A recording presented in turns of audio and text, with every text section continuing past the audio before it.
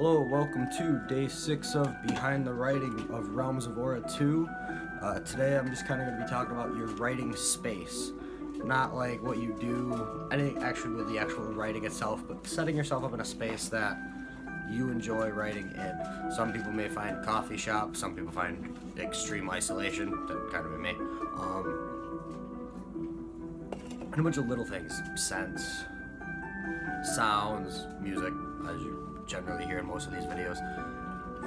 I generally listen to stuff kind of more so along these lines. I venture out and I listen to a little bit of everything as I go, but like when I'm trying to get deeply engulfed, it's all this style music.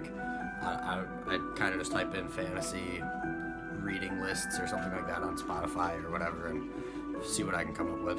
And this list I found brought together by Fiechter. Yeah, Derek Fiechter is absolutely phenomenal. It's updated periodically, and he changes some stuff around, and it's always pretty top-notch stuff. A lot of it's his own stuff. This song in particular it's absolutely great. But I agree with definitely finding a sense of what makes you comfortable to write. You need to be in that to get the best of your work, and for me that's kind of 3 different scents of incense at the same time, or a candle and an incense at the same time kind of thing. Generally it's kind of mediocrely cold where I like to write, but you find what makes you comfortable. You put yourself in that setting as much as you can for the session that you're writing in. If you write in small sessions of 10, 15 minutes, 30 minutes or whatever, it might be a little bit harder to put yourself into those types of spots. But if you're going to sit down for 2 hours or an hour, then it's definitely more beneficial to be able to put yourself in a short time span into a space where you're like, all right, this is what I do. This is where I'm going to be whenever I try to get some stuff on a page. And like I even do it with outlining, although with outlining I'm a lot less strict with myself on every rule that I kind of put myself on. But and you want to have a spot that's untouched or unchanged if you can. Most people that's kind of a pain in the ass and probably not possible, but if you can have 2/3 of it already always in setup, or like always right in a simple spot to get to, then getting yourself into the writing will always be a lot easier. And once you get into the writing, then you get into the fun stuff. Or at least it should be fun. That's why you should be writing.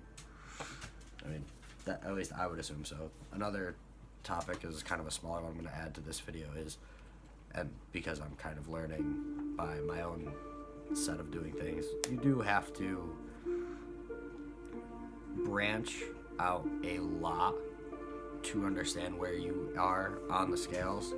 Like, so go into Facebook or whatever you use for stuff and type in your genre of writing groups or reading and writing groups and stuff like that, and just get to know the people also doing it, because they'll give you good ideas based on what they do, not to rip off, but like you'll see something they do and be like, wow, that's a really interesting ability. It's kind of like what I do, but that's another take on it. That's pretty neat.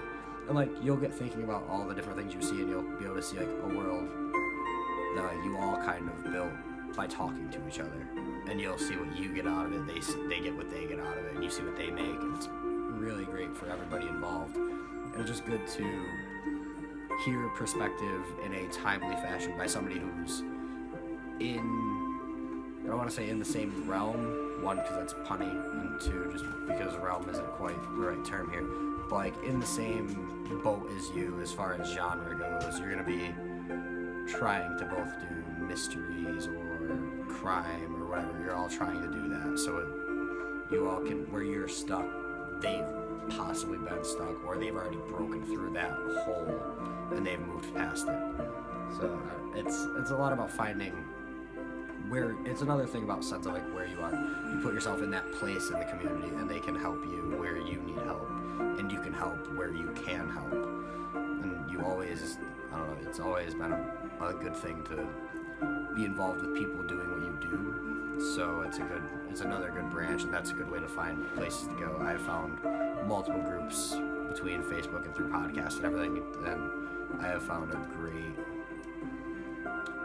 source of information to use based on those things, and I think if you do that, you can put yourself in a better spot to sell the books, not just write the books, if that's what you're looking for. If you just want to write books and you don't care to have anybody see them either, then you don't really need another group. But if you at least want to have other people see them, to be like, oh, that's kind of neat, or like this, to get some gratification out of it, at least these groups will be a sense of it, and then they will help you if you want to seek a further sense of it. I mean, they're not going to sell you the book, but if you need help formatting or something for a KDP or